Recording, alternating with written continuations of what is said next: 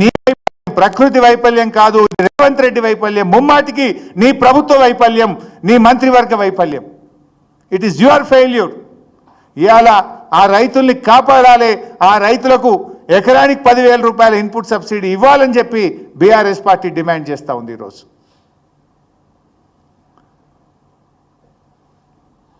ఇవాళ కూడా కేసీఆర్ గారు కట్టించిన సమ్మక్క సాగర్ బ్యారేజ్లో 3.5 టీఎంసీల నీళ్లు ఉన్నాయి. ఇవాళ కూడా ఇప్పుడు కూడా నీళ్లు ఉన్నాయి.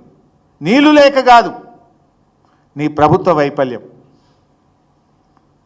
అట్లనే శ్రీశైలంలా మీరు చూసింది ఈసారి ఎన్ని నీళ్లు పోయినాయి సముద్రంలో. శ్రీశైలంలో బ్రహ్మాండమైన వరద వస్తుంటే 25 రోజులు కల్వకుర్తి మోటార్ లాంచ్ చేయలే.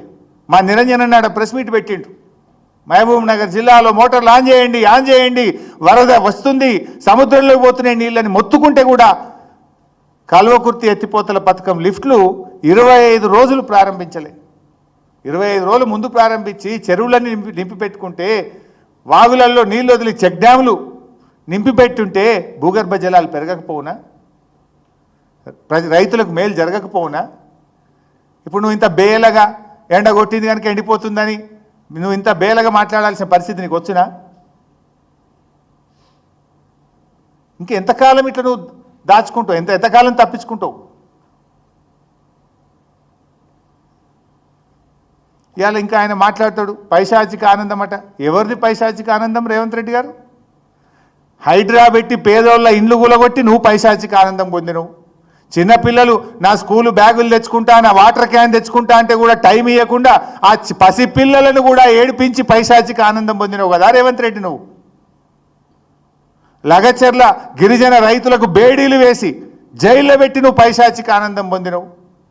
ఓట్లేసిన రైతులకు బేడీలు వేసిన చరిత్ర నీది పైశాచిక ఆనందం. ఆశా వర్కర్లు కోటికి వస్తే వాళ్ళను పోలీసుల చేతకు ఎగిరెగిరి కొట్టించినావు కదా.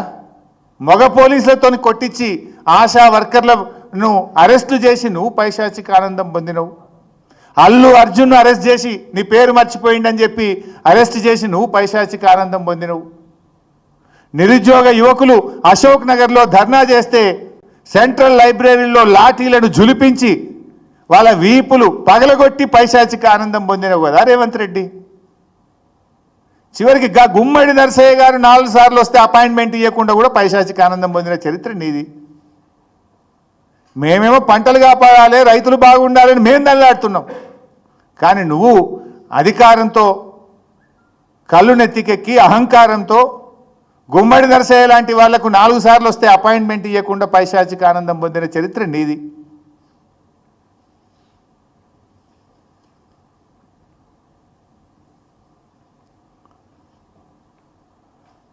ఇకపోతే ఈ ప్రభుత్వంలో ముఖ్యమంత్రిదో మాట ఉంటుంది, మంత్రులదో మాట ఉంటుంది. వెనకట మీరు చూసిండ్రు 2 లక్షల రూపాయల రుణమాఫీ అంది ప్రభుత్వం. రేవంత్ రెడ్డి ఏమో 2 లక్షల మీద అప్పున్న వాళ్ళు కూడా ఉరుకుండ్రి పోయి జల్దీ ఆ మీద అప్పు మీరు కట్టుండ్రి, మీరు కట్టంగానే తెల్లారి 2 లక్షల రూపాయలు నేను మాఫీ చేస్తా అన్నాడు. మీరే చూసిండ్రు. ఇంకో మంత్రి వ్యవసాయ మంత్రి తుమ్మల నాగేశ్వరరావు ఏమో కట్టకురి ఇప్పుడే కట్టకురి, మీరు కట్టంగానే మేము మాఫీ చేయకపోతే మళ్ళీ మమ్మల్ని తిడతారు, జర చెప్పినప్పుడే కట్టుర్రి అని తుమ్మల నాగేశ్వరరావు అన్నాడు. మీరు అందరూ చూసిండ్రు ఆ వీడియోలు.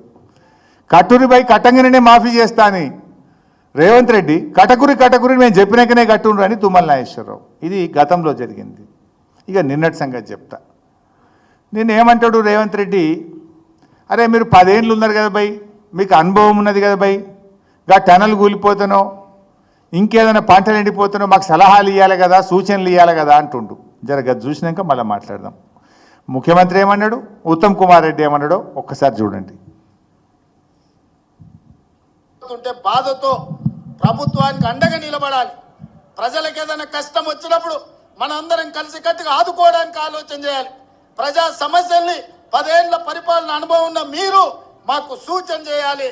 ఈ రోజు నీళ్ల సమస్య వచ్చినా, కరెంటు సమస్య వచ్చినా, ప్రాజెక్టుల ప్రమాదం వచ్చినా మీ అనుభవాన్ని ఉపయోగించి ప్రభుత్వానికి సూచన చేయాలి తప్ప మీ పైశాచిక ఆనందం తెలంగాణ రాష్ట్రానికి మంచిది కాదు.